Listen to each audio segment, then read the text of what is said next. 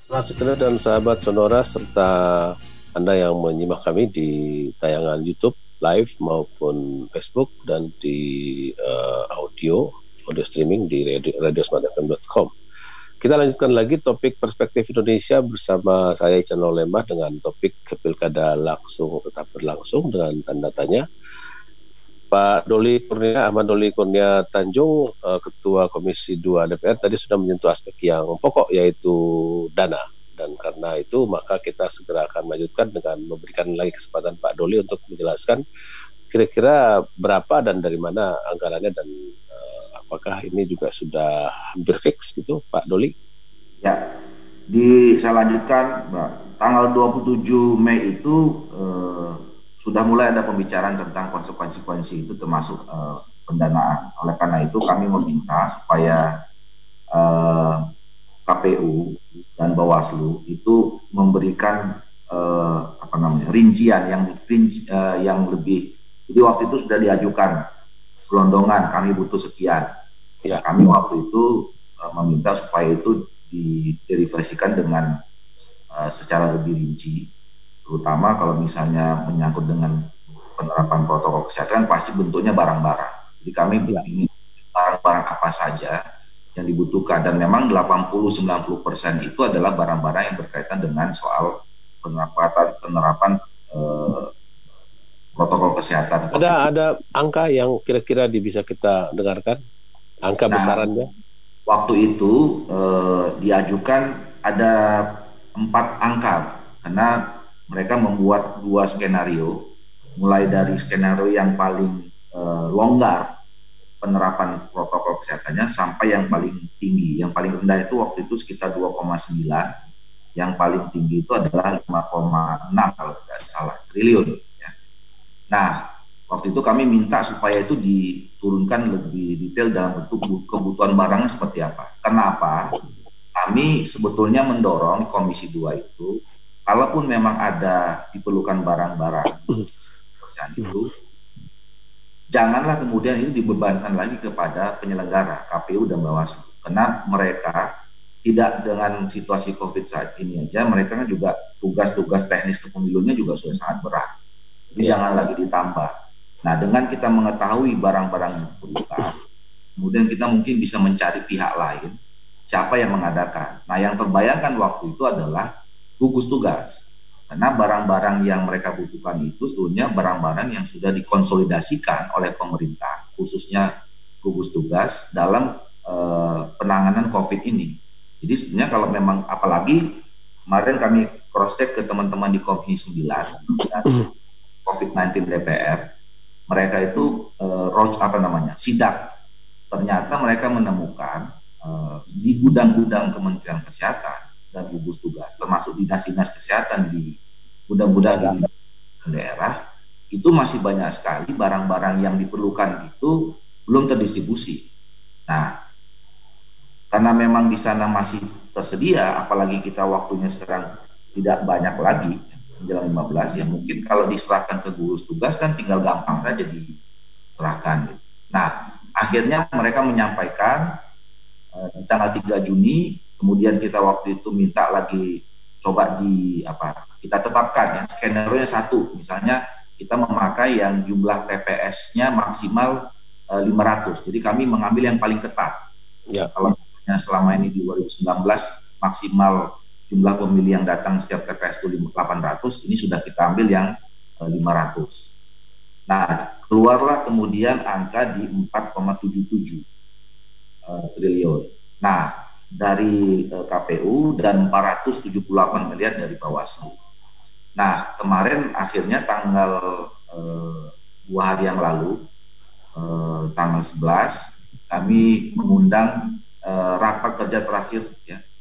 Bukan hanya Mendagri, KPU, Bawaslu, dan BKPP, tapi kami mengundang Menteri Keuangan dan juga gugus tugas. Ya, agendanya 2 waktu itu, ingin memastikan apakah memang pemerintah bisa membackup atau membantu kebutuhan dana ini karena memang sudah diputuskan untuk dilaksanakan. Nah, ada exercise.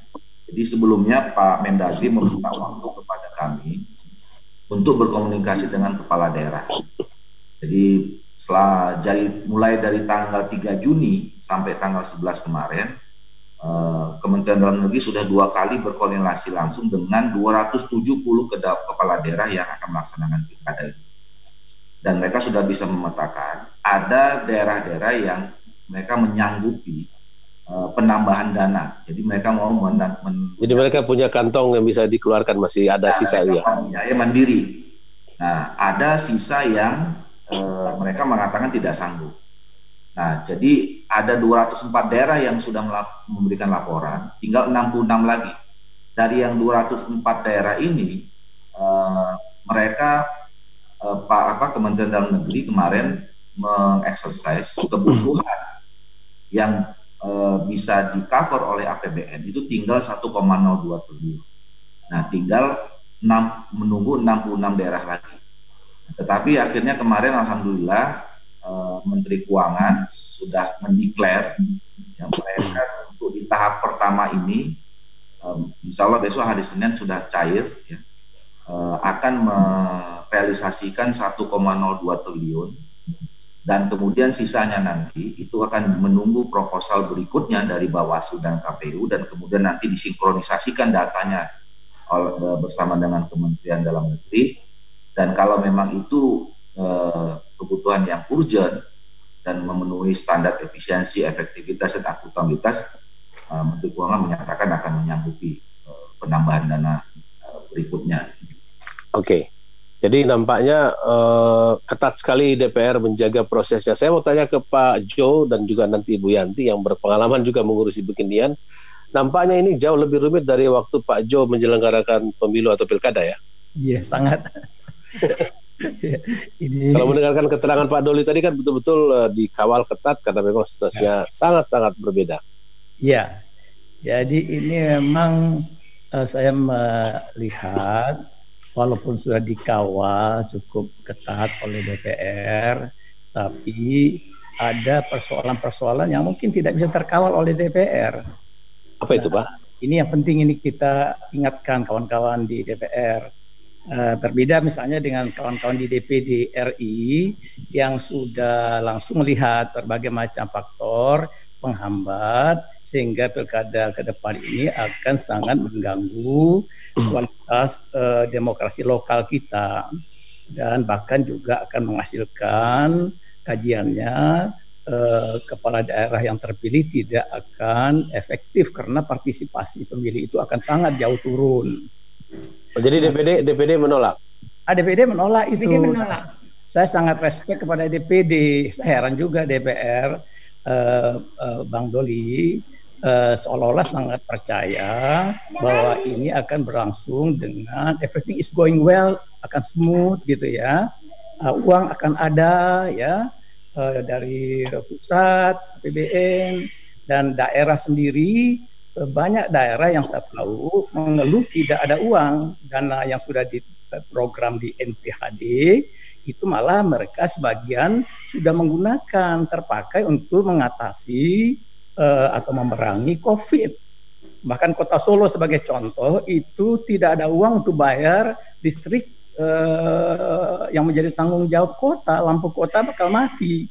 Nah, ada 3 hal yang saya ingin garis bawahi sedikit Bang Ican. Siap. Ini keputusan untuk mengambil tanggal 9 Desember itu menabrak atau menyalahi 3 teori pilkada kita selama ini. Teori yang pertama adalah tidak ada pilkada bila ada bencana. No election during disaster time. Itu dalil itu dan dimunculkan normanya di dalam undang-undang kita. Jadi begitu ada bencana alam, apalagi ini bencana non alam nasional.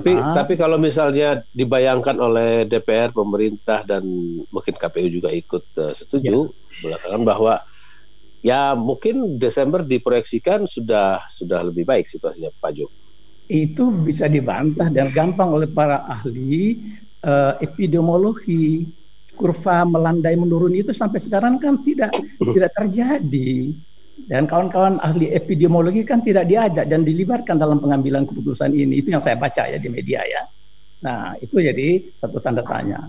Yang kedua adalah tidak digelar pilkada yang merupakan pesta demokrasi lokal yang orang harus gembira, harus nyaman, harus tenang. Bila orang tidak nyaman dan tidak tenang, bila orang masih memikirkan keselamatan dirinya, ya, bila tidak safe pilkada itu karena uang yang belum ada, logistiknya juga entah di mana, dan ini 300.000 TPS lebih. Apa ada itu alat-alat logistik di Badan Nasional Penanggulangan Bencana itu, ya kan, itu juga satu soal. Dan yang terakhir Bang Ican, yang ketiga yang juga dilabrak itu adalah sebetulnya pilkada ini kalau kita tunda pun tidak ada soal. Kenapa? Karena kita punya mekanisme pengangkatan pejabat atau PJ kepala daerah. Jadi kalau habis masa jabatan, belum terpilih atau belum dilantik kepala daerah karena pilkada kita belum bisa kita laksanakan, tidak ada soal. Pakem selama ini, selama kita punya pilkada, itu bisa diangkat PJ, sehingga pemerintahan juga bisa berjalan. Jadi itu Pak Jok, masukan yang tajam sudah kita terima. Saya akan segera meminta Pak Doli menjawab karena beliau jam 9.45 akan mengikuti rapat partai. Ibu Yanti ada tambahan sedikit, mungkin setengah menit. Ya, jadi ini tidak lepas dari sifat kelembagaannya KPU. Jadi KPU itu kan nasional tetap mandiri, yang berbeda dengan KPU zaman saya dulu. Zaman saya dulu itu ketika mengambil kebijakan, KPU bisa memutuskan sendiri tanpa harus meminta persetujuan dari DPR maupun pemerintah. Kalau dulu kan begitu. Ya. Kalau sekarang setiap kebijakan yang diambil oleh KPU itu harus sesuai dengan persetujuan DPR dan pemerintah. Jadi ketika DPR dan pemerintah menyetujui, ya KPU harus melaksanakan begitu. Ini sifat kelembagaan ini yang saya pikir mempengaruhi juga kenapa mau tidak mau istilahnya KPU ya harus melaksanakan itu. Terlepas nanti ada pertimbangan-pertimbangan teknik lain yang ada porsinya Kemendagri misalnya tadi sudah dijelaskan oleh Pak Jo, dan juga ada porsi yang terkait dengan pertanggungjawaban anggaran yang sudah di NPHD-kan sama teman-teman di KPU Provinsi Kabupaten Kota yang menyelenggarakan pilkada. Mungkin itu dulu. Ya betul, karena kita tentu harus juga berikan kesempatan Pak Doli habis ini akan bertemu dengan Pak. Iya, biar Bang Doli dulu. Silakan Pak Doli. Ada dua masukan dari Pak Jo dan Pak Ayu dan Ibu Yanti. Terima kasih. Saya kira memang begini. Memang sekali lagi saya katakan ini pilihan yang tidak mudah. Karena apa? Kalau misalnya tadi sekarang kita bicara tentang waktu penundaan. Kami kemudian waktu itu juga mendiskusikan, kalau misalnya sekarang kita tidak laksanakan, kapan kita akan laksanakan? Kalau misalnya kita memakai tanggal 17 Maret atau 2021 dan 29 September 2021, berdasarkan yang kita diskusikan, tidak ada juga jaminan situasi akan berubah. Karena kalau bicara tentang akhir dari pandemi ini, kita nggak bisa tahu kapan. Dan salah satu yang menguatkan kita kemarin untuk menetapkan ini adalah bahwa ya WHO mengatakan bahwa virus ini, pertama mereka katakan akan terus ada sama kita selama 2-5 tahun. Terus kemudian dikoreksi, mungkin selamanya akan bersama-sama dengan kita. Nah, jadi sebetulnya pilihannya adalah apakah memang kita terus menunggu situasi yang tidak pasti, atau kita mengambil sikap, mengambil keputusan dengan ukuran-ukuran tertentu dan ada penanggung jawabnya, kan gitu. Ini yang sebetulnya saya katakan tadi pilihan yang tidak mudah. Nah, misalnya kalau kita undur ya, saya kira saya bilang begini, kalau misalnya kita undur 6 bulan, 9 bulan saja, saya bisa pastikan namanya tidak penundaan. Saya kira harus balik dari nol lagi. Karena semua harus diupdate lagi. 5 tahapan yang sudah berjalan itu, apalagi misalnya salah satu tahapannya kan kemarin perseorangan yang sudah mengkonsolidasikan. Itu nggak update, tidak bisa lagi dipergunakan saya kira kalau sudah 6 bulan atau 9 bulan. Jadi artinya pilihannya kalau sudah kita lewat 6 bulan, ya pilkadanya bukan ditunda atau dilanjutkan, tapi dihentikan, stop, nanti kita ulang dari dan tidak tahu kapan. Kalau kita jadi ini kalau boleh dibilang bukan pilihan yang mudah, bahkan juga bukan pilihan yang sulit, tapi pilihan yang sulit sekali gitu ya. Ya, nah konsekuensinya Bang Ican itu juga berdampak panjang. Tadi misalnya soal oke lah, kalau misalnya soal akhir masa jabatan, saya kira itu juga persoalan. Besok di bulan Februari itu ada 208 kepala daerah yang habis masa jabatannya. Sampai di bulan Juni hampir semua habis. Nah kalau misalnya lewat tahun 2021 nggak tahu lagi jam berapa. Nah saya kira bukan pekerjaan mudah juga kita mencari 200-an lebih orang untuk menjadi pejabat di daerah-daerah itu. Atau diperpanjang. Berbeda ya antara yang definitif sama yang tidak definitif. Yang kedua soal anggaran lagi. Kami juga mendapatkan masukan dari kepala daerah. Mereka mengatakan, Pak Doli, kalau sekarang ini ya, dana saya kira hampir 80%, 90% NPHD itu sudah deliver ke KPU dan Bawaslu. Artinya kalau kita stop itu dana hangus. Apa itu NPHD? Naskah perjanjian hibah daerah. Jadi itu kesepakatan anggaran yang akan diberikan Pemda kepada penyelenggara. Nah, mereka bilang, Pak, kalau ini sekarang dana ini sekarang dianggap selesai tidak ada, katakanlah tahun depan. Sementara kita sama-sama tahu tahun depan ini bukannya situasi mungkin tidak akan lebih jauh atau bahkan mungkin lebih buruk dari soal konteks ekonomi. Kami nggak tahu lagi Pak mencari penganggarannya bagaimana ini nanti untuk pilkada yang berikutnya. Sementara yang ini udah habis sekian gitu kan. Nah inilah yang tadinya menjadi salah satu pertimbangan kami yang sekali lagi memang ini ya apa namanya ya sulit lah. Jadi tidak diputuskan sambil senyum-senyum inilah ya. Itu diputuskan dengan penuh. Kami 6 kali raker itu 5 kalinya dalam masa reses di semua orang atau komisi itu tidak ada sidang sampai pimpinan bilang ini komisi 2 ini kerjanya orang semuanya reses kok raker terus gitu loh. Nah artinya ya walaupun itu tuntutan tanggung jawab tapi saya kira sampai ya karena sulitnya itu tadi. Ya. Oke. Jadi saya terima kasih banyak ya catatan-catatan dari Prof.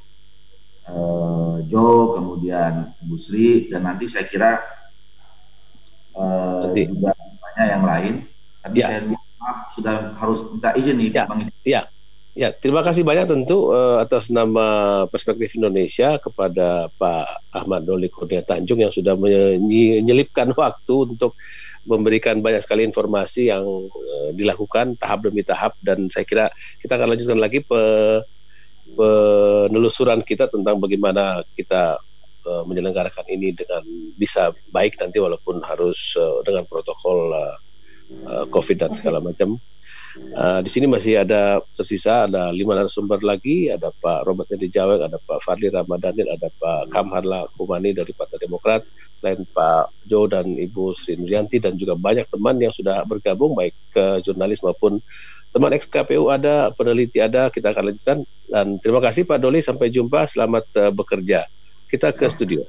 Ya, kita lanjutkan lagi Perspektif Indonesia dengan topik pilkada langsung tetap berlangsung dengan tanda tanya bersama saya Chandra Lembah. Kami siaran dari rumah masing-masing, ada Pak Profesor Dr. Joherman Sajohan, Dr. Sri Nuryanti MA, ada juga Robert Endi Jaweng, Direktur Eksekutif KPPOD, ada Kamharla Kumani, Sekretaris Bapilu Partai Demokrat, dan juga Fadli Ramadhanil dari Perludem.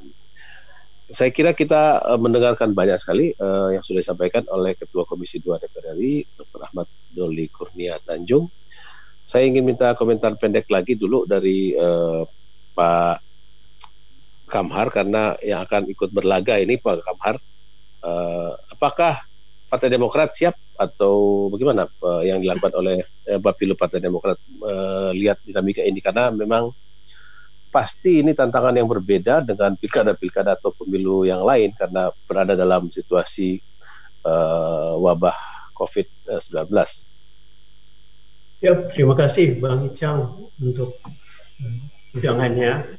Salam untuk semuanya, narasumber.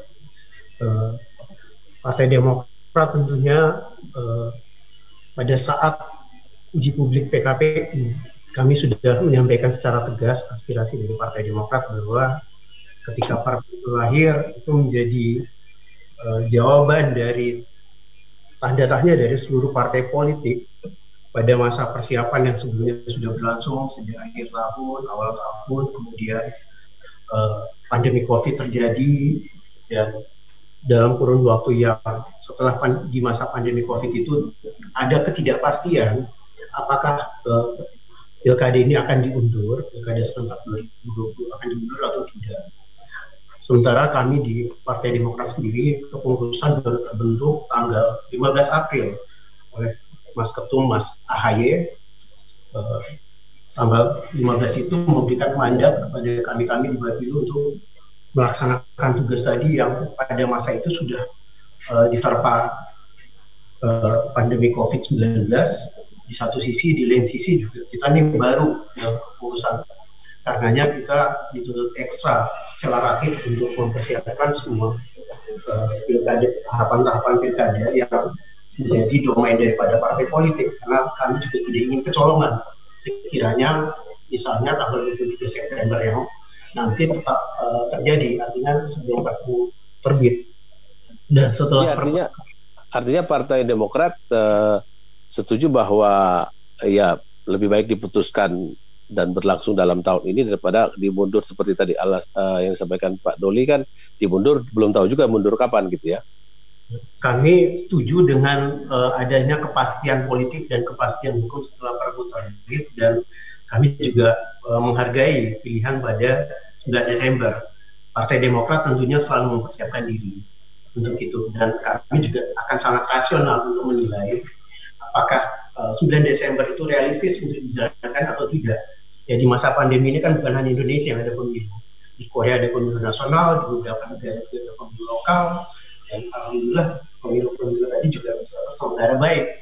Ya, artinya kalau kita tentunya tantangannya adalah melakukan penyesuaian baik dari aspek regulasi maupun penyelenggaraan. Kalau kita mampu beradaptasi terhadap itu, bagaimana Korea Selatan malah tingkat partisipasi pemilihnya itu lebih tinggi loh daripada sebelum peristiwa-peristiwa sebelum ada pandemi, untuk dibandingkan pemilu-pemilu sebelumnya. Artinya ya walaupun kita pasti lebih punya tantangan karena luas dan ada pulau-pulau dan banyak daerah terpencil gitu ya. Tapi kita yakin bahwa ini bisa kita lewati gitu Pak Kamhar ya.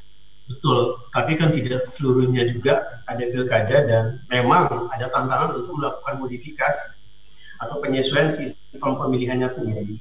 Misalnya di daerah-daerah tertentu, kalau nanti sampai Desember bukan hanya misalnya zona merah, tapi zona hitam, itu kan bisa juga ada di undang-undang pemilu kita, undang-undang pilkada kita dimungkinkan. Dan kalau kita menyesuaikan dengan protokol COVID, tentunya itu insya Allah bisa meminimalisir apa yang menjadi ketakutan kita. Yang penting kita mau disiplin gitu. Oke, saya mau Pak Jo dulu lagi karena halo. Ya, apa yang paling ditakutkan oleh Pak Jo? Kita mau break. Saya punya waktu 3 menit. Ya, jadi kita yang pertama ini takutnya pilkada ini akan tidak berhasil membuat pemerintahan daerah yang baik ya, terpilihnya kepala daerah yang didukung oleh para pemilih yang cukup legitimasinya. Ya, jadi maksudnya gini, kita ada hitungan sementara ini kan rakyat kan sedang susah mikirin biaya hidup sehari-hari, lalu mereka suruh ikut juga partisipasi dalam pilkada. Nah, kita khawatir mereka tidak akan banyak pergi ke bilik suara, partisipasi pemilih menjadi turun. Turun. Nah, kalau di bawah 50% saja, itu artinya misalnya nanti bisa membuat kepala daerah terpilih itu tidak punya legitimasi kuat memerintah. Dia nanti tidak akan didukung oleh banyak orang, sehingga pemerintahannya juga tidak akan bisa berhasil. Nah, itu yang paling kita cemaskan, karena pilkada ini sebaiknya kan akan melahirkan suatu kepemimpinan pemerintahan daerah yang efektif. Nah, itu akan kemungkinan akan tapi terganggu. Kan kalau tidak ada pilkada tadi akan ada pelaksana tugas atau pejabat gitu yang mungkin juga rentang waktunya kita tidak tahu, dan itu juga ada problem legitimasi. Memang ini timbangannya begitu Pak Jo ya? Ya betul. Kalau ada PJ itu juga ada persoalan legitimasi di situ. Tetapi PJ ini kan sementara waktu. Tetapi kalau kepala daerah yang hasil pemilihan ini 5 tahun rakyat akan dipimpin oleh seorang kepala daerah yang mungkin legitimasinya rendah, ya. Nah, 5 tahun namanya. Nah, itu akan goyang terus pemerintahan, ketidakstabilan, ada yang tidak suka, akan ribut terus. Nah, yang kedua ada persoalan politik uang yang akan marak berkembang, ya, karena zaman susah ini maka bagi-bagi sembako, ya kan, bagi-bagi amplop, ya, serangan ini serangan itu akan mungkin bagi-bagi APD nanti ya. Bagi APD juga lah macam-macam. Nah, dan sekarang kan sudah ada tanda-tandanya, terutama para petahana main dalam soal bantuan sosial. Nah, ini menjadikan kualitas pemilu kita menjadi rendah, menjadi turun, ya, karena fraud, ya, kecurangan meningkat. Padahal petahana ini jumlahnya sangat signifikan nih yang akan maju kembali. Kalau saya tidak salah hampir 200 dari 270 itu petahana akan maju. Nah, ya, artinya petahana yang baru 1 periode ya? Ya, yang 1 periode itu akan maju, dan itu akan juga sangat mengganggu semangat kita untuk pilkada yang berintegritas itu loh, Bung Ican. Oke. Itu poin intinya penting. Jadi intinya ketakutan Pak. Yang satu lagi KPU yang saya kesian. KPU ini terjebak di tengah. Jadi KPU kan tidak ada jalan. Dia harus melaksanakan kebijakan pilkada ini. Nah, sementara kepastian dana, kepastian APD itu belum cukup clear kalau menurut saya. Nah, oleh karena itu KPU saya sarankan sebaiknya KPU kalau ada hal yang memang tidak cukup tersedia seperti rambu-rambu yang disebut oleh Ketua Komisi 2 DPR tadi, standar COVID-nya tidak tersedia dengan baik, koridor itu, lalu kemudian akan mengganggu kualitas demokrasi, dia harus angkat tangan teriak. Tapi bilang kami menghentikan dulu pilkada. Oke. Kewenangan KPU untuk menghentikan pilkada. Ya, Oke, baik. Ya, baik. Itu yang penting kita ingatkan kepada kawan KPU, jangan nekat. Jangan berani maju lalu kemudian yang korban adalah demokrasi kita. Oke, baik. Terima kasih Profesor Jo Hermansyah Johan, dan saya masih menyimpan Ibu Sri Nuryanti akan saya lanjutkan pertanyaannya, juga masih ada Pak Robert Endi Jaweng dan juga Pak Fadli Rahmat Daniel. Kita masih punya 1 jam lagi ke depan, dan Perspektif Indonesia akan kita lanjutkan setelah Jurnal 9 dari Studio Smart FM Jakarta. Ya, kita nampaknya punya 2 masalah serius. Yang pertama problem teknis yang ditakutkan tadi oleh Pak Jo dan juga mungkin sedikit dikhawatirkan oleh Ibu Sri Nuryanti. Tapi juga ada masalah pada bagaimana menyediakan lapisan pemimpin yang sekitar 270 dengan legitimasi yang kuat. 2 problem itu yang kayaknya harus kita diskusikan berikutnya. Saya ingin meminta dulu supaya tidak ngantuk ini Pak Robert Jaweng dan Pak Fadli untuk bergabung sementara. Pak Robert, bagaimana komentarnya untuk sementara? Short comment? Ya Mas Ican, setelah 1 jam mencermati pembicaraan ini, saya menyimpulkan paling tidak 2 alasan utama ya kalau mendengar Mas Doni tadi ya. Yang satu politik, biarkanlah nanti tanya ke para politisi. Tapi alasan teknisnya yang saya catat adalah pertama, tampaknya pemerintah dan DPR ingin mengamankan tahapan pilkada yang dari 15 tahapan itu sudah 5 yang dilalui, dan kalau ini ditunda ke tahun depan, tidak di Desember ini, maka ada time lag yang cukup panjang yang membuat kemudian tahapan-tahapan yang sudah dilalui, yang 5 ini mungkin sudah tidak lagi akurat, gitu kan. Kemudian kedua adalah mengamankan anggaran, naskah hibah naskah perjanjian hibah daerah itu, yang kalau dari sisi siklus anggaran memang pastikan kalau tidak dilaksanakan di bulan Desember ini, maka tidak ada jaminan kalau pilkada tahun depan pemerintah daerah akan kembali menyusun perencanaan program dan anggaran untuk pilkada di 2021. Nah, ini memang pertimbangan sangat pragmatis yang tentu kalau kita tempatkan dalam konteks yang sangat mendasar hari ini adalah soal memastikan keselamatan rakyat, tidak hanya soal pertimbangan elit, dan kemudian kedua adalah menjamin kualitas proses pilkada. Ya, kita bicara demokrasi nggak hanya bicara hasil, tapi juga bicara soal proses partisipasi dan segala hal yang terkait dengan jaminan keberlangsungan pilkada.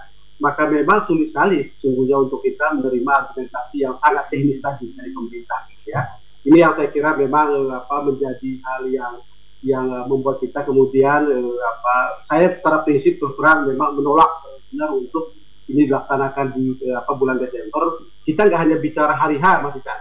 Kita bicaranya itu tahapan pilkadanya mulai bulan Juni ini, mulai tanggal 15, gitu kan. Jadi dalam situasi di mana WHO mengatakan ini pandemi global yang tidak tahu ujungnya sampai kapan, dan harus dilihat bahwa Indonesia hingga hari ini kalau lihat angka reproduksi efektif kita atau daya tular kita itu masih 2,5 hingga 3 orang. Artinya satu yang terinfeksi itu masih bisa menular ke 2 hingga 3 orang. Itu angka yang buruk sesungguhnya kalau dibandingkan dengan daerah lain, dan kita tidak dalam kondisi melandai apalagi membaik, gitu kan. Kemudian kedua juga pemerintah sudah menetapkan bahwa ini statusnya bencana nasional, nggak ada pilkada di situasi bencana, seperti tadi yang disampaikan Prof. Jo. Jadi memang terlalu banyak alasan untuk kemudian kita memilih sikap untuk meminta ini ditunda dan sebagainya. Tetapi realitas politiknya adalah ini akan dilaksanakan, gitu ya. Apakah sampai pada pemilihan atau tidak, kita tidak tahu, tapi pasti lanjutan prosesnya akan, dan kemudian tanggal 9 Desember kita akan lihat jadi atau tidak, gitu ya. Kemudian kedua, saya mau menyampaikan soal tadi kita bicara legitimasi begini. Legitimasi adalah satu hal, tapi nanti produk pilkada ini kan adalah para kepala daerah baru kemungkinan, gitu ya. Gimana mungkin dalam situasi yang sangat membutuhkan pengalaman, kemampuan dan sebagainya, kemudian ternyata yang dihasilkan kepala daerah baru yang butuh waktu mungkin 6 hingga 1 tahun untuk beradaptasi. Jadi antara legitimasi dan kapasitas ini dipertaruhkan. Mungkin kita bisa mendapatkan pemimpin yang legitim, tapi dia nggak punya kapasitas yang bisa siap pakai dalam waktu-waktu yang sangat cepat. Sementara kita justru membutuhkan pemimpin yang sudah langsung siap bekerja, gitu kan. Ini yang tidak pernah dipikirkan oleh pemerintah dan DPR. Mungkin karena di antara 270 itu 200 adalah petahana, diasumsikan bahwa petahana ini akan memenangi. Belum tentu. Oke. Pak Fadli, itu memang problem yang dari tadi saya bayangkan ya. Tadi kalau kita tidak punya durasi yang pasti kapan selesai, maka keputusan itu kan juga tentu beresiko. Tetapi kalau tidak diambil keputusan, kita tidak tahu kapan selesai, dan artinya tersedia pilihan pejabat atau pelaksana tugas dengan yang terpilih, satu bisa petahana atau yang tadi ditakutkan oleh Pak Robert Jaweng yaitu orang baru, gitu. Tapi kan masalah publik apalagi terkait demokrasi memang harus diputuskan, gitu. Pak Fadli, bagaimana kajian dari Perludem? Ya, pertama sebetulnya jadi poin pentingnya adalah apakah kita yang akan dalam tanda petik ya berkeras untuk melaksanakan pilkada di tengah pandemi COVID-19 ini sudah cukup segala persiapan dan kebutuhannya, mengingat tahapan ini harus dimulai di 15 Juni. Karena kan di Perpu itu yang diatur hanya soal hanya menyebut soal hari pemungutan suara. Jadi ada kesan seolah-olah yang ditentukan itu hari pemungutan suaranya. Padahal untuk menuju ke hari pemungutan suara itu ada rangkaian tahapan yang sebelumnya harus dilaksanakan. Dan kalau memang jadi Anda mau sampaikan, kalau misalnya katakanlah tanggal 9 Desember itu kita sudah landai, tetapi kan bukan hari hanya itu. Mulai sekarang KPU seluruh Indonesia bekerja beserta instrumen-instrumennya gitu ya. Ya, itu poinnya sebetulnya. Jadi kalau kemudian hari pemungutan suaranya di Desember, tahapannya kan harus mulai di pertengahan Juni. Nah, pertanyaannya sekarang, kita semua tahu bahwa kondisi pandemi ini malah justru semakin mengkhawatirkan. Hari-hari terakhir ini kan peningkatan korban terinfeksi kan malah makin tinggi ya dalam angka secara nasional. Nah, sementara kita bersiap untuk melaksanakan tahapan pilkada yang kemudian di mana banyak sekali atau hampir semua irisan tahapan-tahapan itu adalah kegiatan yang kemudian bertentangan dengan protokol COVID. Itu poin pertamanya. Nah, yang kedua, kalau mau secara terbuka ingin menyampaikan bahwa memang kita tidak punya kerangka hukum untuk menyelenggarakan pilkada di tengah bencana. Di level undang-undang ya, level undang-undang. Jadi undang-undang pilkada, Perpu tadi yang disampaikan, Perpu sama sekali tidak mengatur mekanisme dan penyelenggaraan pilkada dengan mekanisme bencana. Kalau kita baca Perpu nomor 2 tahun 2020 itu, Bang Ican, itu hanya bicara soal situasi-situasi yang memungkinkan menunda pilkada, kemudian memberikan kewenangan kepada KPU untuk menunda tahapan pilkada secara nasional, kemudian kemungkinan pergeseran waktu penyelenggaraan pilkada kalau bencana belum berakhir. 3 hal itu saja kemudian ya diatur dalam Perpu. Nah, makanya menjadi pertanyaan juga, kalau kemudian misalnya DPR dan pemerintah memang ingin menyelenggarakan pilkada dengan protokol kesehatan dan lain sebagainya, pertanyaan saya kenapa itu tidak diatur detail di dalam Perpu? Nah, ini yang jadi pertanyaan sebetulnya.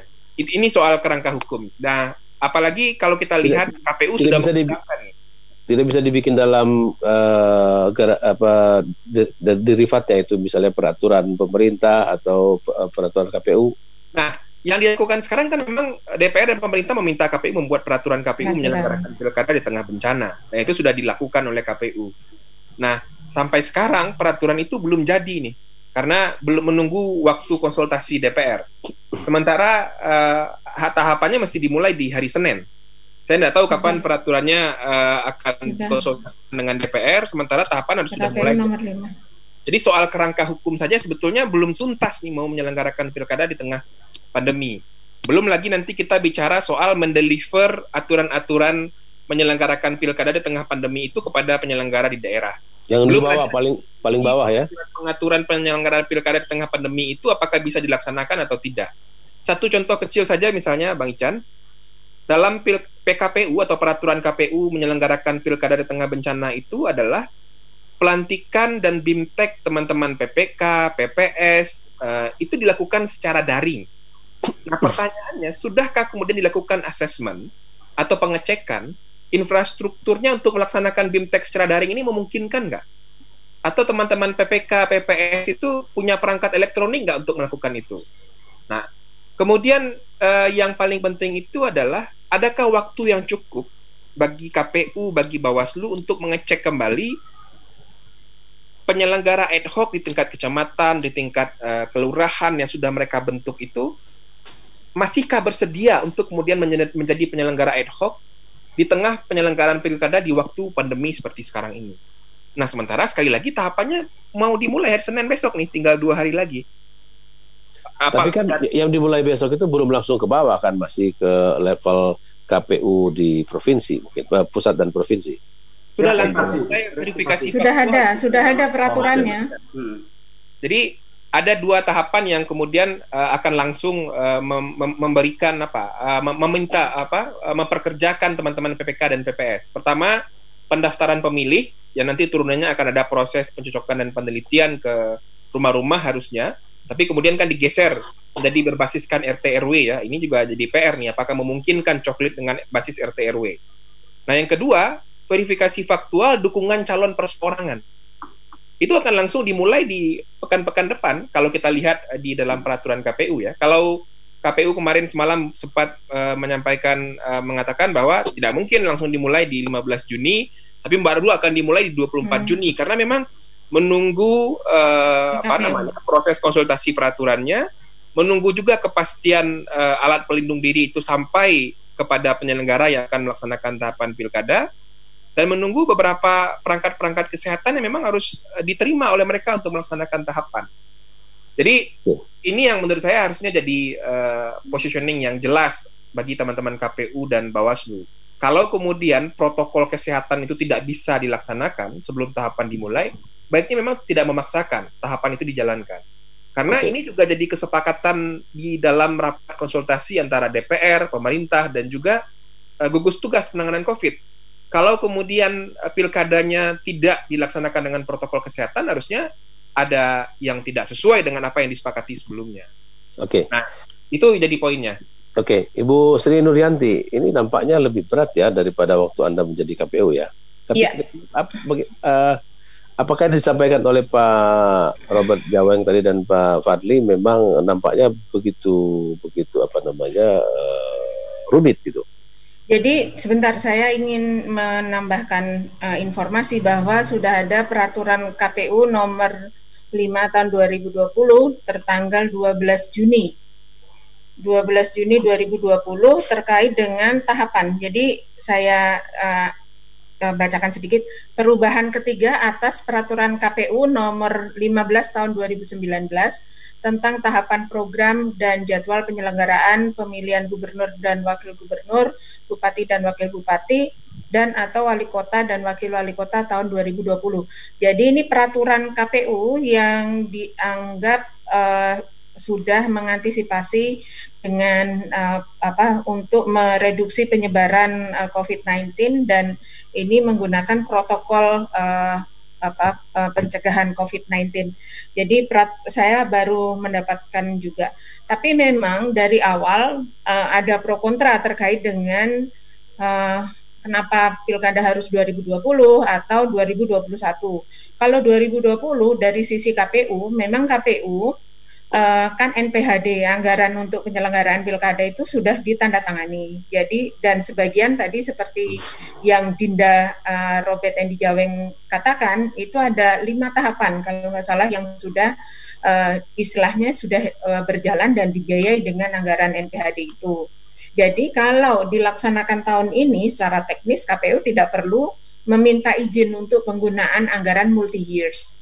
Jadi anggaran itu kan harus berakhir Desember tanggal 14, biasanya sudah selesai semua. Kalau dilaksanakan 9 Desember dengan asumsi 3 hari setelahnya sudah selesai dipertanggungjawabkan, maka KPU tidak perlu meminta anggaran izin untuk penggunaan anggaran multi-years.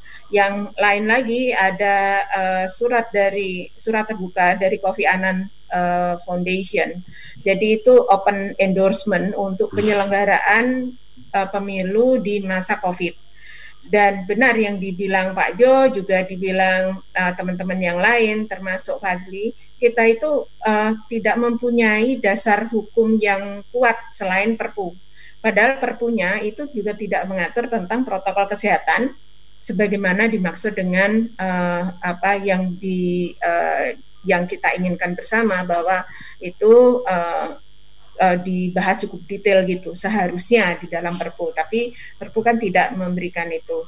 Cuman Perpu memberi alternatif lain di pasal 201A itu di ayat 3-nya memberikan kesempatan kepada KPU apabila KPU ternyata tidak bisa melaksanakan pilkada ini tanggal 9 Desember, maka KPU bisa menetapkan kembali, bisa menunda kembali, bisa menetapkan kembali jadwalnya. Nah, cuman seperti yang tadi saya sampaikan di awal, maksudnya bahwa KPU bisa memutuskan secara otonom? Enggak, jadi di dalam Perpu itu KPU bisa membuat pengaturan kembali untuk penjadwalan kembali. Tapi seperti yang saya bilang di awal dengan ketika masih ada Bang Doli tadi, bahwa sifat kelembagaan KPU yang sekarang ini kan berbeda dengan sifat kelembagaan KPU zaman saya. Kalau pas zaman saya itu kita bikin peraturan itu tanpa harus kesepakatan dengan DPR, maupun pemerintah. Kalau sekarang teman-teman KPU itu harus melakukan konsultasi itu, yang membuat sebenarnya kalau terjadi apa-apa KPU tidak bisa disalahkan sendiri sebenarnya kan gitu, karena ada pertimbangan dari DPR dan pemerintah kan gitu. Termasuk dalam anggaran kan juga akhirnya tidak bisa mengandalkan hanya dari APBD karena kemudian ada soal kesehatan COVID-19 yang anggarannya diambilkan dari APBN. Banyak hal yang terkait dengan teknis yang saling saling berkait ya. Dia saling berkait. Oke, Ibu Bapak-bapak, Prof Jo, mohon maaf, saya mau break dulu, kasih nafas kepada teman-teman radio kami di daerah untuk menyiarkan commercial break mereka dan juga barangkali narasumber maupun teman-teman yang bergabung di Zoom ini jika ingin ambil minum gitu. Kita istirahat dulu paling 1 menitan, 1-2 menit. Oke, kita istirahat lagi. Ya, Pak Johermansyah Johan tadi mau memberikan tambahan sedikit karena saya habis ini mau tanya ke Pak Kamhar dari partai ini. Ya, saya sedikit aja melengkapi Mbak Yanti tadi. Kalau pilkada yang sekarang mau digelar 9 Desember itu tiba-tiba dalam perjalanannya dinilai oleh KPU membahayakan para pelaksana penyelenggara, nah maka dia tidak berwenang untuk memutuskan penundaan. Ya, tapi kewenangan itu harus diputus bersama ya penundaan ke 2021 katakanlah begitu ya untuk menyetop pilkada 9 Desember. Dia tidak berwenang. Dia hanya bisa melaporkan, menyampaikan ini kami tidak sanggup melaksanakan karena ada persoalan ABCD. Lalu kemudian pemerintah bersama DPR dan ikut KPU di sana memutuskan menunda atau tidak menunda. Bisa saja pemerintah menganggap dan DPR menganggap tidak, go ahead, jalan terus, ya kan? Jadi pilkada langsung harus tetap berlangsung. KPU bagaimana? Nah, jadi kalau saya ingin KPU harus jujur dan berani, harus nasional tetap mandiri itu.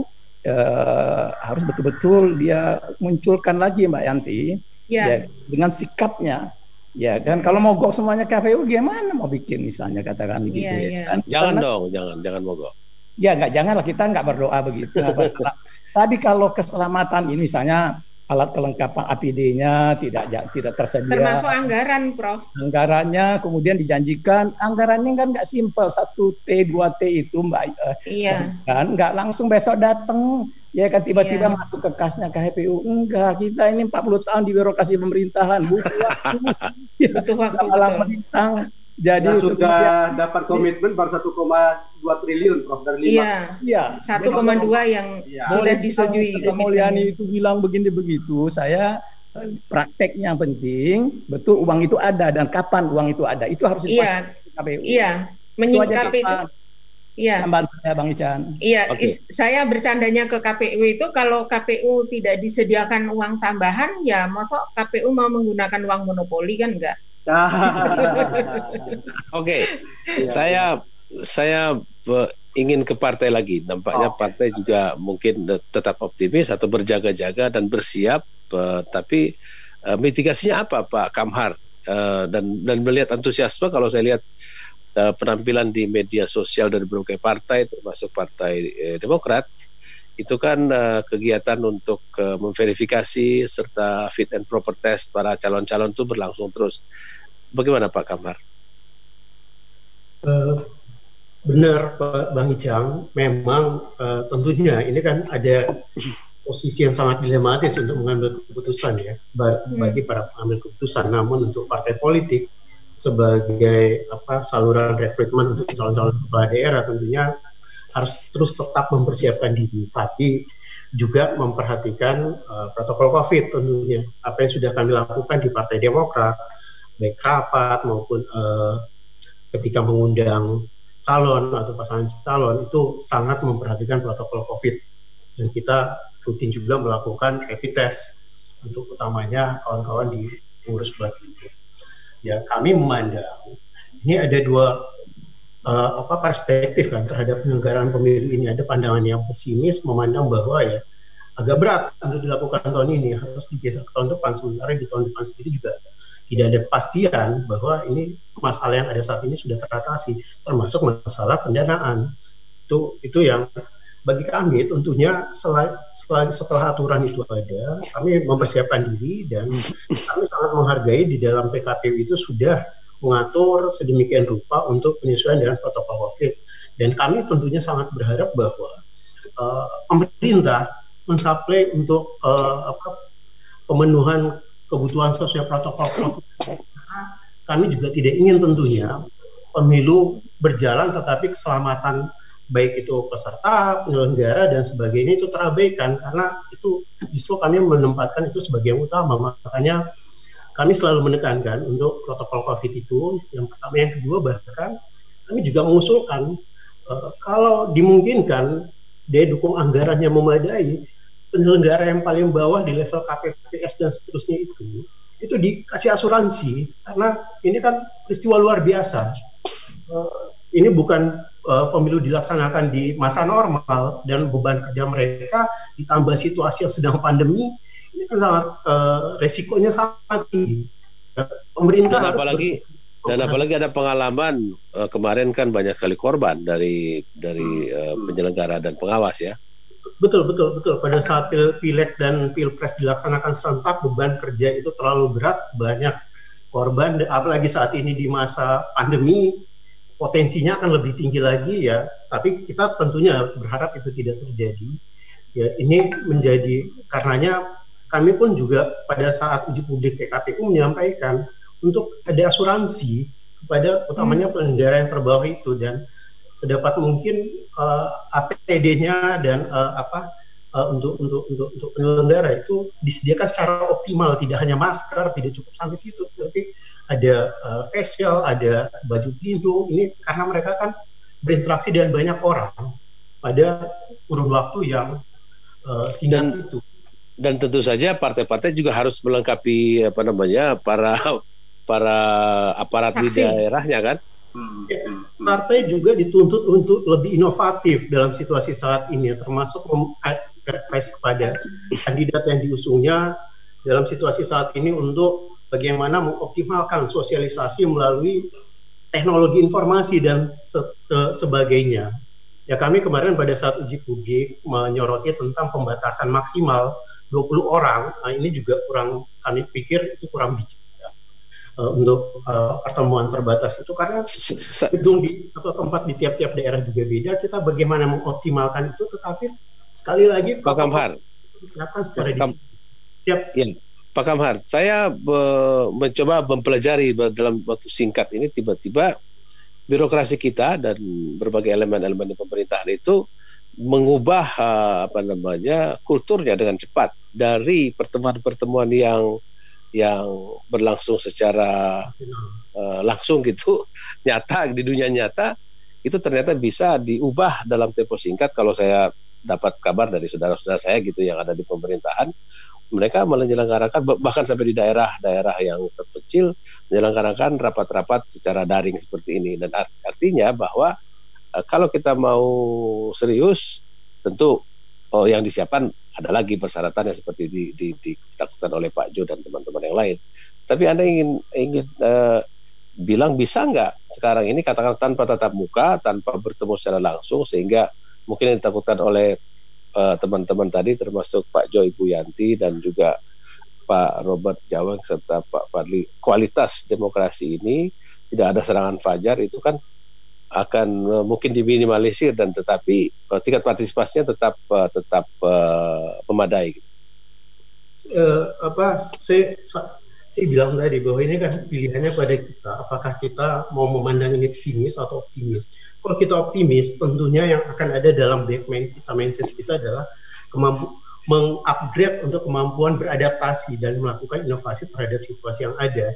Dan tadi saya setuju dengan Bang Icang, kita sebelumnya tidak pernah merencanakan bahkan membayangkan situasi seperti termasuk saat ini melalui daring seperti ini, dan ternyata bisa terjadi dan kita bisa melaluinya. Ya, pemilu juga saya punya pandangan, kalau kita semua mau konsisten untuk energi adaptasi ini kita terus jaga, ya bukan tidak mungkin persoalan kualitas ya. Intinya adalah bagaimana message itu bisa ditransfer kepada publik atau kepada calon pemilih bahwa calon kepala daerah yang kita tawarkan itu memiliki kualitas dan sebagainya dan seterusnya. ini saluran ini banyak pilihan, apalagi saat ini bukan sangat alternatif itu sangat banyak ya, baik media sosial dan sebagainya, termasuk melalui kampanye misalnya melalui Zoom dan sebagainya, itu bisa saja terjadi. Dan persoalan partisipasi dibuktikan oleh Korea Selatan dalam 20 tahun lebih terakhir selama masa melakukan pemilu kemarin itu partisipasinya lebih tinggi. Artinya sebenarnya kalau promosinya juga baik dan pemerintah termasuk penyelenggara dan partai politik termasuk masyarakat sipil atau civil society mampu mengajak kemudian melakukan political education kepada pemilih, saya masih optimis bahwa ini insya Allah bisa. Partisipasi ya, Pak Robert Jaweng. Ya. Apakah ini bisa menurunkan keasikan pilkada, orang tidak bisa bergosip sambil minum kopi di warung gitu atau di beranda, tetapi bisa meluaskan sekaligus. Jadi sebaliknya meluaskan kampanye gitu, partisipasi, diskusi, interaksi, komunikasi antara calon dengan calon pemilih dengan calon pemimpin, antara tim sukses, dan mungkin kalau kita belajar dari kegiatan pemerintahan yang begitu cepat belajar menjadi 4.0 gitu ya. Apa Anda yakin ini jalan juga gitu, bahwa mungkin lama sekali kita berkutat dengan sistem yang sangat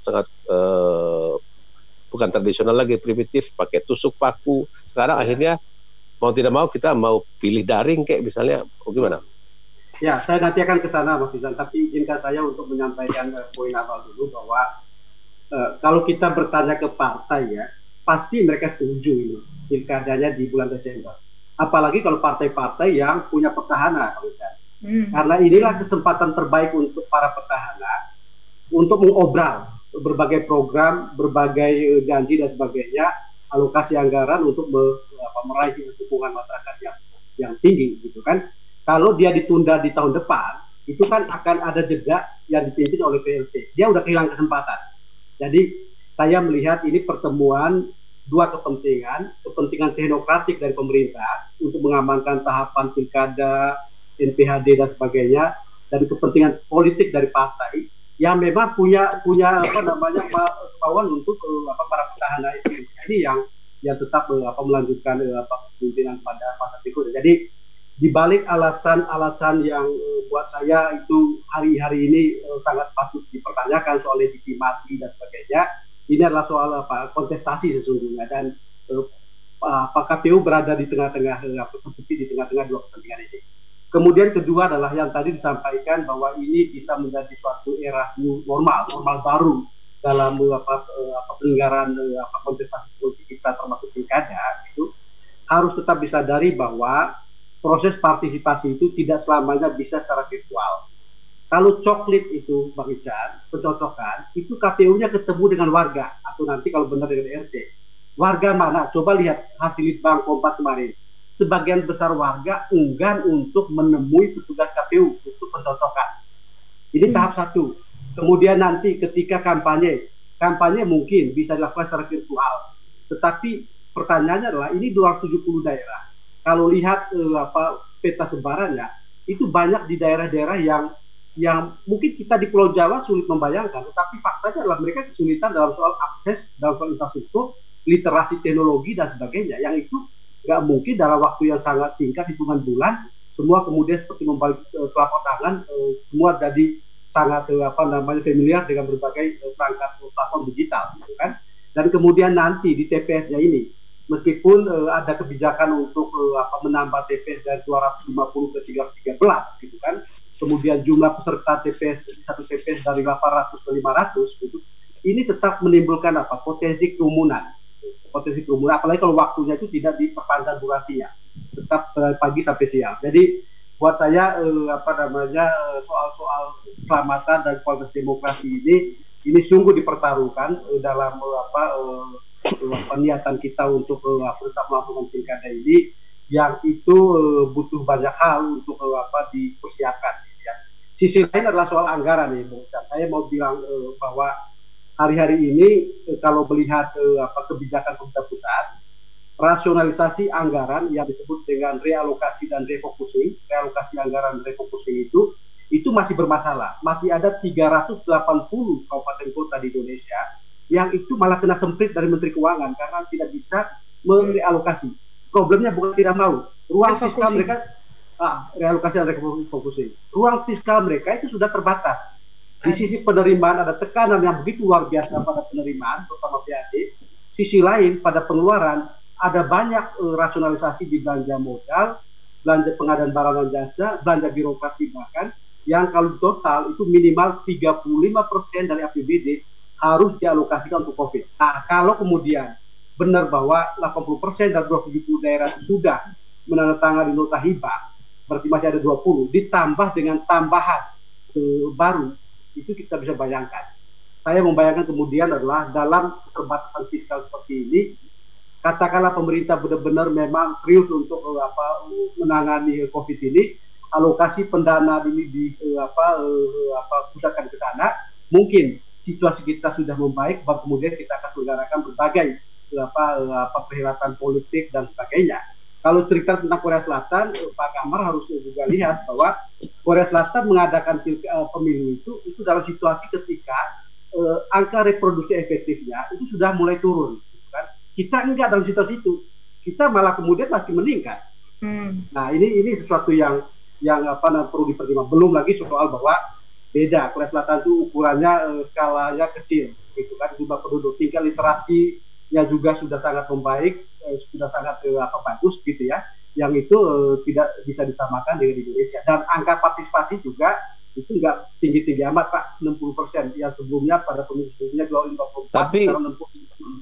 Tapi Pak Robert, tapi tadi saya kasih contoh ya, teman-teman dan saudara-saudara saya yang mulai dari birokrasi di pusat maupun sampai ke daerah otonomi yang baru di daerah tingkat kabupaten itu dengan cepat melakukan adaptasi dari rapat BIMTEK, sosialisasi dan macam-macam itu, lokakarya yang berlangsung di hotel, ketemu langsung, sekarang mereka dengan mudah mengadaptasi cara baru dengan daring ini. Poin saya adalah apakah kita mungkin mulai berani mengatakan kita tidak rendah-rendah amat gitu dalam peradaban, sehingga begitu kita bergerak maju, kalau dipecut dengan situasi yang terpaksa seperti ini, kita bisa cepat juga sejajar gitu loh dengan bangsa-bangsa lain, Pak Robert.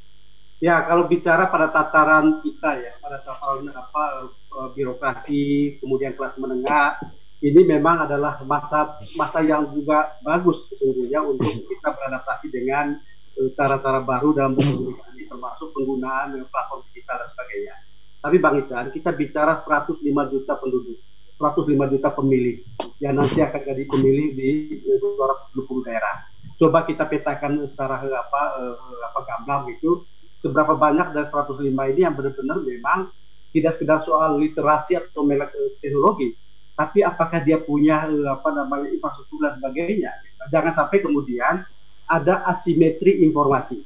Bagi mereka yang mampu itu bisa mendapatkan informasi secara memadai, bagi yang tidak, bukan saja tidak dapat informasi, bisa gampang dimanipulasi oleh berbagai upaya-upaya untuk menggiring. Jadi memang hal-hal seperti ini tidak membuat pesimis. Kita tentu harus melihat tantangan baru untuk kita bisa beradaptasi dengan cara-cara baru. Tetapi kan persiapan ke sana dalam jangka waktu 6 bulan ini itu sungguh tidak meyakinkan kalau kita lihat hari ini. Oke. Saya masih menyimpan terakhir Pak Fadli, tapi kita istirahat dulu untuk sesi terakhir. Nanti juga narasumber yang lain, Pak Job, Ibu Yanti, Pak Kamhar, dan Pak Robert juga akan saya minta penutup pendek, tapi kita istirahat dulu. Setelah ini saya kasih kesempatan pertama Pak Fadli Ramadhanil. Ya, kita lanjutkan dengan sesi terakhir kita. Pak Jo mau ada kelas ya? Ya, saya mau ada kelas. Saya bikin closing statement sebentar, Bang Ican, boleh? Oke. Setengah menit. Setengah menit ya, baik. Teman-teman sekalian, saya senang bisa ikut terlibat dalam diskusi ini. Ada satu hal penting yang ingin saya kemukakan, bahwa kita memang tentu taat peraturan perundang-undangan.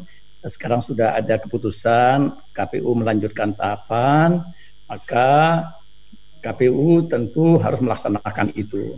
Nah, dalam melaksanakan tadi sudah ada 2 persyaratan penting yang dikemukakan oleh Ketua Komisi 2 harus dipenuhi itu. Kalau tidak, KPU tentu bisa menyampaikan katakanlah appeal-nya. Ya, satu, harus sesuai dengan koridor protokol kesehatan COVID-19. Kalau itu tidak terpenuhi, KPU harus menyampaikan ke publik bahwa itu tidak tersedia dan kami mengusulkan bla bla bla. Yang kedua, KPU juga harus berani menyuarakan, menyatakan ke masyarakat bahwa kualitas demokrasi dengan pilkada yang digezah, diburu-buru di zaman yang sangat kurang kondusif ini, bencana alam, bencana non alam, maka KPU kalau ada hal yang mengganggu proses kualitas demokrasi pilkada ini, maka KPU juga harus mengemukakan ke publik sehingga dengan demikian kita bisa sama-sama mendapatkan suatu pilkada yang berkualitas, ya, yang juga aman. Nah, ini yang penting, Bang Ican. Baik. Jadi, jangan hanya pilkada asal jadi, tapi pilkada yang aman, pilkada yang juga berkualitas di masa pandemi. Itu aja catatan closing statement saya. Terima kasih banyak ke Pak Jo. Ya, selamat mengajar. Selamat mengajar. Terima kasih sama-sama semua. Ya, Assalamualaikum. Mulia. Waalaikumsalam. Silakan Fadli Rahmadaniel. Tadi pertanyaan tersisa saya. Ya, pertama tentu saja adanya banyak usulan untuk kemudian meninjau kelanjutan tahapan pilkada ini bukan ingin memastikan pandemi ini berakhir baru kemudian pilkadanya dilanjutkan. Itu sama sekali tidak, Bang Ican. Tapi kita ingin memberikan waktu kepada penyelenggara, kepada pemerintah untuk kemudian melihat bagaimana kemudian kemungkinan bisa menyelenggarakan pilkada di tengah pandemi. Ini kan butuh kajian, butuh pengamatan dan butuh pemantauan yang betul-betul aktual.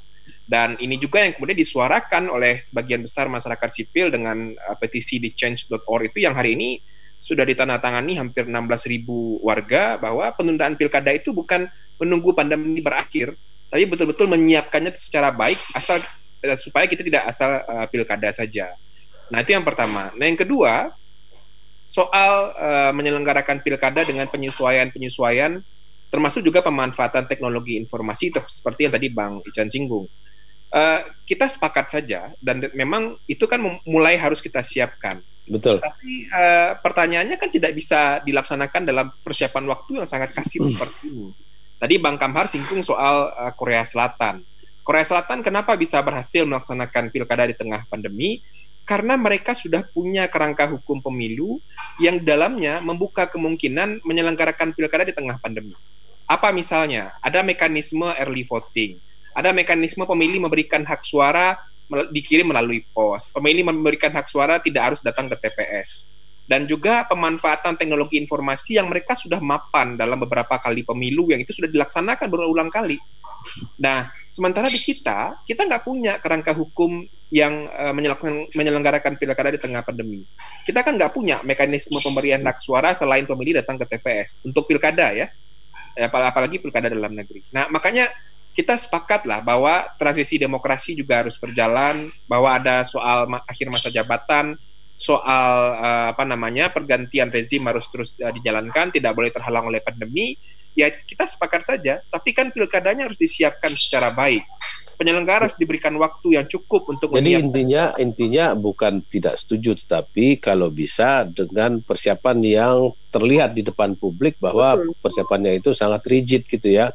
Karena kalau tadi kan dilemanya tadi, kalau tidak pilkada, kita tidak tahu kapan durasi ini selesai, maka pelaksana tugas atau pejabat itu kan juga problem legitimasi juga. Kalau dia berlangsung 1-2 tahun kan sama aja dia menjabat. Ya, saya kira semua kita sudah paham bahwa tidak ada yang bisa memastikan kapan pandemi berakhir. Itu tidak perlu kita perdebatkan lagi. Tapi kan kita perlu semacam transisi untuk menuju ke sana dan persiapan yang matang dan mempertimbangkan juga kondisi sosial, kondisi psikologis masyarakat yang sekarang merasa terbebani dan ada di bawah bayang-bayang ketakutan pandemi. Nah, kalau sekarang misalnya saya meminta ya, sebetulnya kita meminta kepada KPU dan Bawaslu harus rilis juga kepada publik, menyampaikan kepada publik bagaimana respon dari penyelenggara pemilu di daerah, KPU, Bawaslu di daerah, provinsi, kabupaten, kota itu sebetulnya bagaimana pendapat mereka dengan penyelenggaraan pilkada di tengah pandemi. Itu harus disampaikan kepada publik, termasuk juga pendapat dari bagaimana ketersediaan sumber daya manusia, PPK, PPS, pengawas kecamatan, pengawas lapangan, belum lagi nanti KPPS ya, KPPS dan petugas pengawas TPS. Apakah mereka masih bersedia untuk menyelenggarakan pilkada di tengah pandemi?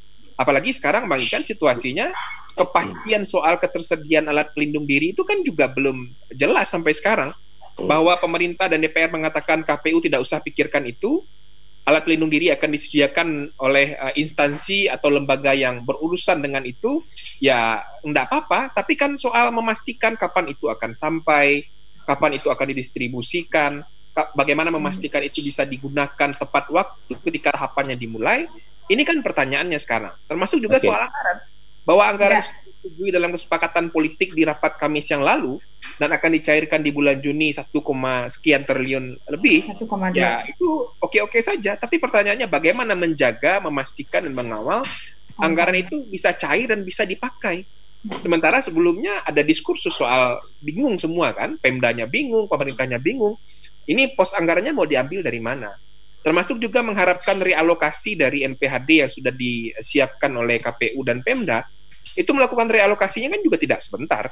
Bu Yanti punya pengalaman soal itu, Pak Jo tentu juga punya pengalaman soal itu, dan kita semua paham bahwa melakukan realokasi anggaran kan tidak bisa dengan mudah kemudian dilakukan dan bisa dieksekusi. Ada mekanisme-mekanisme administratif pertanggungjawaban yang mesti diperhatikan.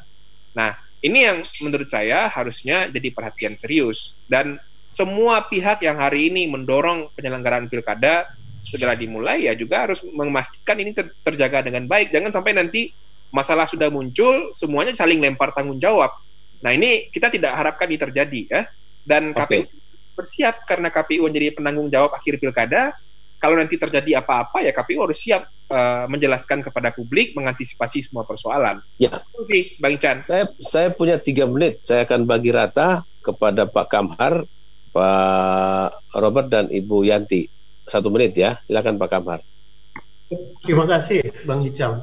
Jadi tadi yang dipaparkan tentang atau dipresentasikan tentang keraguan-keraguan atau hal-hal yang akan bisa mendegradasi kualitas demokrasi terkait pilkada kita nanti, itu sebenarnya bukan hal-hal baru. Persoalan informasi yang berpotensi asimetris dan sebagainya dalam situasi normal pun potensi-potensi masalah itu juga terjadi, dan memang tentunya dalam situasi yang pandemik COVID ini butuh ekstra bagi semua ya, termasuk partai politik maupun calon kepala daerahnya, juga penyelenggara, termasuk civil society, untuk beradaptasi dalam situasi yang tidak normal ini. Nah, kita harus meredefinisi new normal itu seperti apa untuk tentunya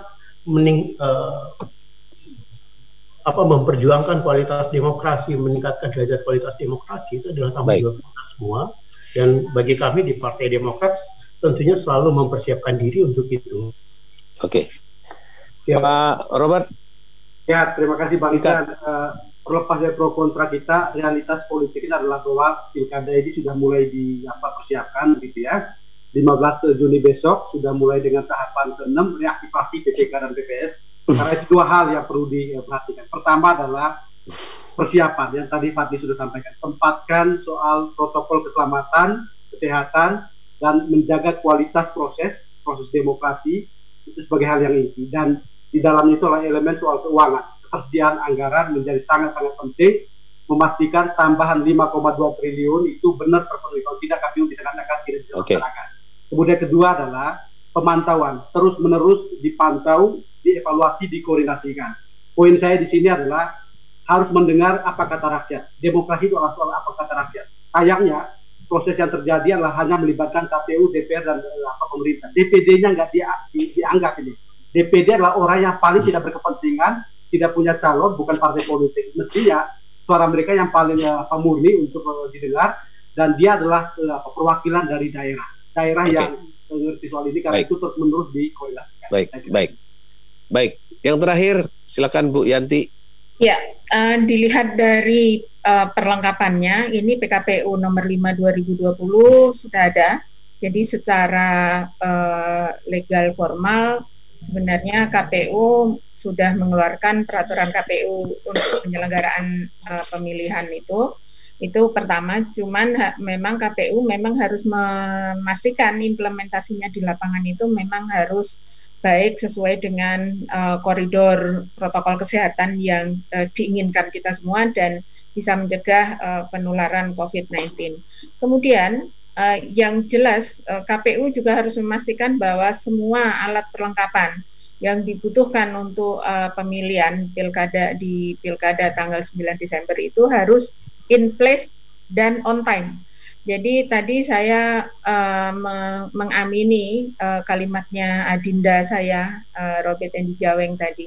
Ini memang harus in place, sudah ada di lokasi, artinya sudah bisa diadakan dan memang harus dipastikan bahwa itu semua on time termasuk anggaran. Kalau sekedar diajukan dan disetujui itu it doesn't mean anything for KPU. Jadi harus memastikan itu harus bisa dicairkan. Satu lagi Bang, saja. Terkait dengan partisipasi pemilih, kita mumpung ada teman-teman dari Parpol, ini Parpol juga diharapkan memunculkan calon yang berkualitas, berintegritas, bukan sekedar memiliki isi tas gitu.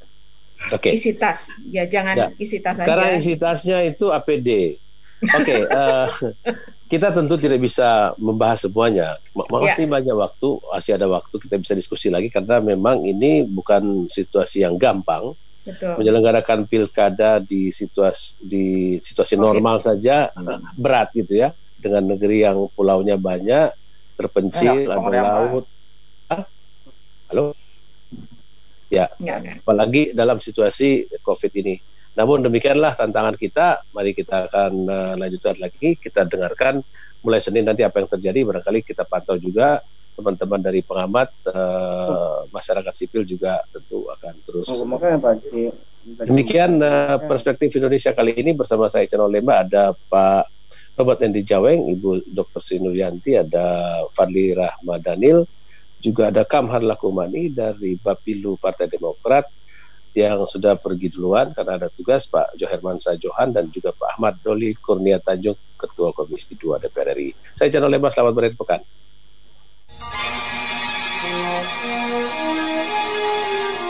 Telah Anda simak Perspektif Indonesia.